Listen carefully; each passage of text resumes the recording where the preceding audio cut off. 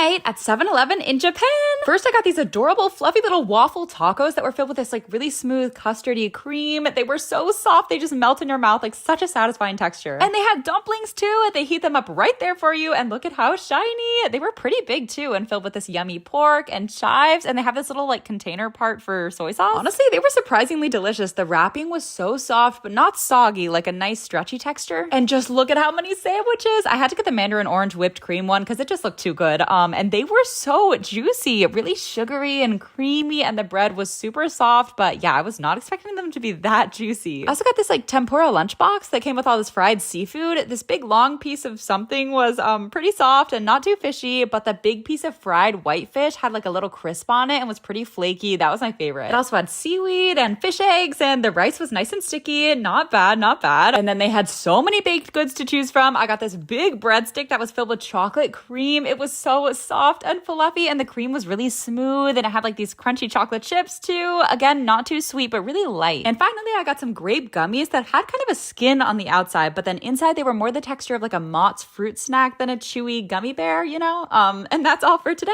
Only eating Keith Lee's highest rated foods for a full day in Las Vegas. So Keith said he had the best sandwich of his life at this spot. He called it a 10 out of 10, and they definitely changed the sandwich since he went, but good Lord, look at how much steak they gave me. And it was so buttery and tender with this really bright garlicky chimichurri sauce and this tangy house dressing. It was delicious. And the potatoes were also smothered in garlic, which I love, and really buttery too. Keith also tried Shaquille O'Neal's fried chicken restaurant and gave their fried chicken a 9.5 out of 10. So I was excited. He wasn't lying when he said the Shaq sauce is so vinegary. It was really, really bright and tangy, but the chicken was pretty juicy and crispy and well seasoned. Like, it's no Raising Cane's, but it wasn't bad. And if there's a mac and cheese fried chicken sandwich on the menu, I'm gonna order it. It was called the Big and Sloppy, and it also had fried onions and roasted garlic barbecue aioli, which I really wanted to have more flavor. Also, the mac and cheese was a little dry, and honestly, the chicken was kind of chewy, but the tenders were good. And finally, Keith gave this place's fries an 8.7 out of 10. And to be fair, they didn't survive delivery very well. They definitely weren't as crispy as his were, but they were well seasoned, and the sauce that they came with was incredible. I also tried their burger, which was so freaking juicy, and the patties were thick. Like, good Lord, it was a lot of meat and cheese, and the pickles are really crunchy, and yeah, like it was a fire burger. And that's all for today.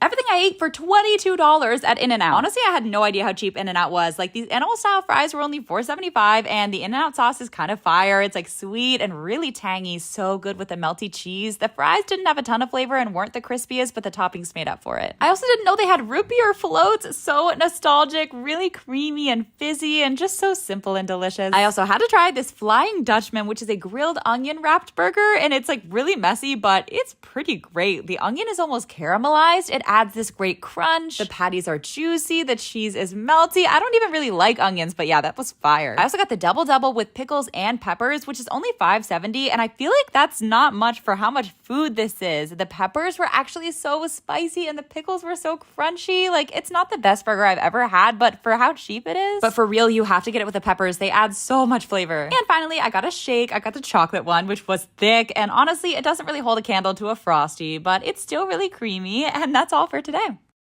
Only eating viral food for a full day in New York City. I keep seeing this bagel spot that only sells whole bagels, like no sandwiches. They're all made fresh, steaming hot. You get 3 bagels and a whole container of cream cheese for $12. You just dip them like chips and guac, and this poppy seed one was sprinkled with flaky salt that went so well with the creamy, thick chive cream cheese, and they're so freaking soft. I mean, this everything bagel is the best bagel I've had in my life. The crust is insanely crispy. It's got this warm, pillowy center and the perfect balance of onion flavor with like the warm sesame seeds. And the cinnamon raisin one was super cinnamony and sweet and so soft and warm. And then apparently these are the best tacos in New York City, but just FYI, they are not cheap. I spent $37 on 2 tacos and a quesadilla. But to be fair, I got the queso taco, so both sides of the tortilla are encased in this crispy, crunchy grilled cheese, definitely greasy, but in the best way. The pork ones were insane. The marinated pork was so juicy, it just fell apart like the most tender, savory meat you've ever had. And the carne asada one was fire too. It was super buttery steak, and their salsa is nice and spicy, but not overpowering, and the guac adds some freshness. They also have fried quesadillas. You heard me right. It's a deep fried quesadilla stuffed with meat and onions and guac and salsa and so much melty cheese. It's a heart attack waiting to happen, but it's worth every bite. I also tried the horchata, which was a little too spice forward for me. I don't know, maybe it just had a little too much cinnamon, but it was intense. And that's all for today.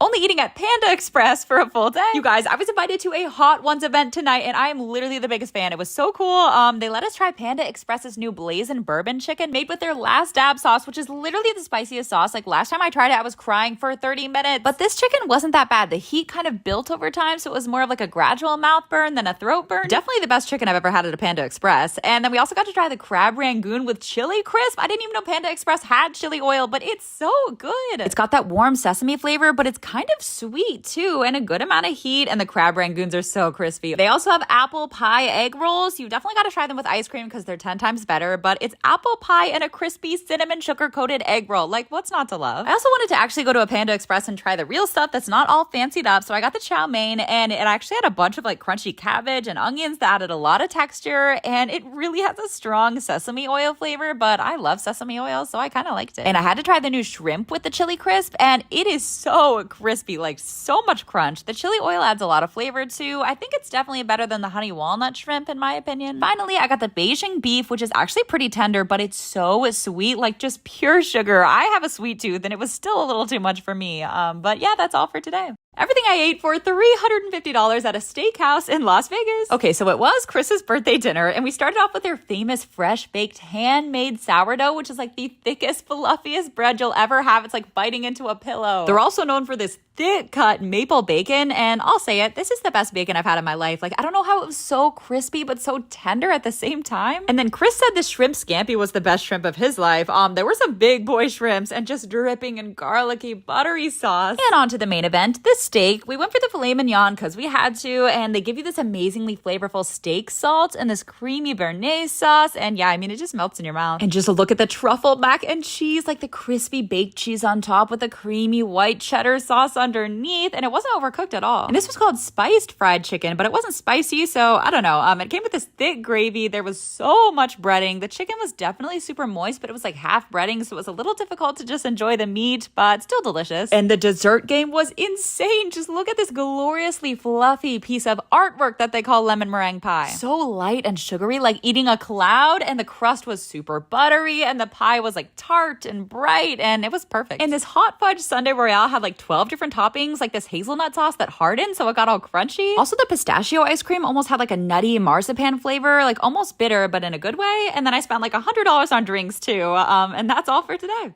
Everything I ate flying from New York City to China. We flew Japan Airlines, and the first flight was 14 hours, but they had some really interesting stuff like soba noodles, and I think they had seaweed and this like jelly that was kind of sweet. I don't know, but they also had this delicious soy flavor, and they were kind of refreshing too. And the curry chicken looked kind of watery, but the chicken was actually really moist and tender, and the sauce was a little sweet with a nice curry flavor. And honestly, regular rice wishes it was orzo. Like, it's so big and fat, and it carries the sauce so well. They also gave us this side dish of roast beef, which was fine, I guess, and potato salad, and then this super creamy egg salad that was fire. And I love when they give you the fluffy butter instead of regular butter. It's like sweeter, and it's so much easier to spread. And also, they love Haagen-Dazs in China. I don't know why, but I feel like it's the ice cream of choice here, and I'm not complaining. And when I woke up, they gave me a sandwich that looks like they just made it themselves, like right in the back there. It just had red peppers, cheese, and what I think was a cucumber. And anyway, then we landed in Tokyo for the longest layover of my life, and I'll show you everything I ate there tomorrow. And our last flight to Shanghai was only 3 hours, but I swear in Asia, they try to fit the biggest meals into the shortest flights. This barbecue chicken was not the move though. It was so chewy, and the rice was just really bland compared to the orzo.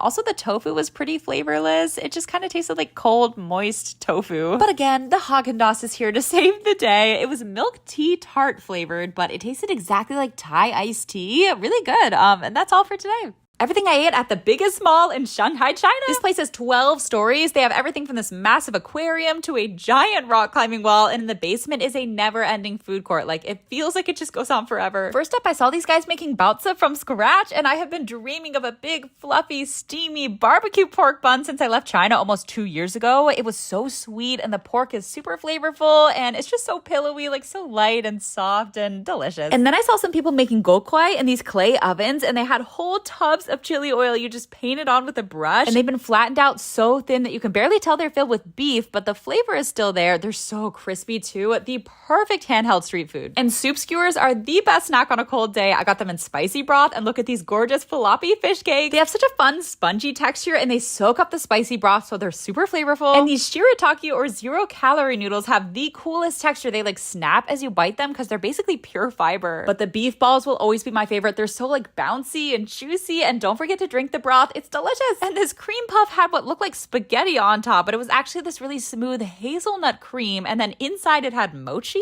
and then the outside had this like nice delicate crunch. And doesn't this menu look like it has melon ice cream? But it was actually matcha, which isn't my favorite. It's just like a little too grassy for me, but it was super creamy. And that's all for today. Everything I ate in the Tokyo International Airport. First, I really wanted to try okonomiyaki because I'm obsessed with bonito flakes. They dance in the heat, and I think it's so cool. Basically, it's this super flavorful, savory pancake with cabbage and sometimes pork, and it's smothered in Japanese mayo in this like sweet, tangy sauce, and then it's like crispy on the outside. It's so good. And I got some skewers too, and this squid one was insane. I was not expecting it to melt in my mouth. It was so soft, and the sauce was really flavorful, and it also had this crispy skin. And this wagyu one was so tender and so buttery with a little crispy char on the outside. It was cooked perfectly. And the chicken one was great too. It was juicy and also a little crispy, and I don't know how this was airport food, but I was living for it. And then we got some dip noodles, and the noodles themselves were thick and really soft, but not too springy. And then the broth was like kind of creamy, but also really salty and had this great umami flavor. And it had this super soft, really tender pork and like crunchy veggies and fish cakes and bamboo shoots and this yummy egg. And like, again, I don't know how this was airport food. And finally, I got ice cream, and it was so smooth and pretty creamy, but also it tasted exactly like milk, like as if there was no sugar or vanilla or anything, just straight up milk turned into ice cream. But if you like milk, I mean, it wasn't bad. And that's all for today. Everything I ate at a buffet in Las Vegas. There's just something magical about unlimited food, like piles and piles of meat. And this one has a noodle bar, which is my favorite. You can add whatever toppings you want and whatever broth. They've got like creamy curry broths and salty, savory, meaty broths. And the noodles are literally the perfect texture, and the mushrooms are juicy. And you know I'm heading straight for the dim sum. Get that sweet chili sauce. And y'all, these were some big boy dumplings. They were stuffed with pork and shrimp, and they had this really tender wrapping. And they just had rows and rows of sushi platters, and the spicy tuna was super creamy. I don't know why sushi is always my favorite hangover food. Also, the egg rolls actually blew me away. I was not expecting them to be so incredibly crispy. They were like really fresh, piping hot. And y'all know that crab leg hack where you tap it on your arm a few times and the meat just pops out, and then you dunk it in the butter. And I think I literally ate my weight in crab legs. And you know, me and Eggs Benny, we have a special relationship. Like, I just want to drink the yolk. Not really, but kind of. I mean, it's so buttery. I also tried the bone marrow, which was delicious. And the biscuits and gravy is such a classic. The gravy had a lot of sausage, but it was really salty. And finally, I got some Oreo crusted chocolate covered strawberries, and that's all for today.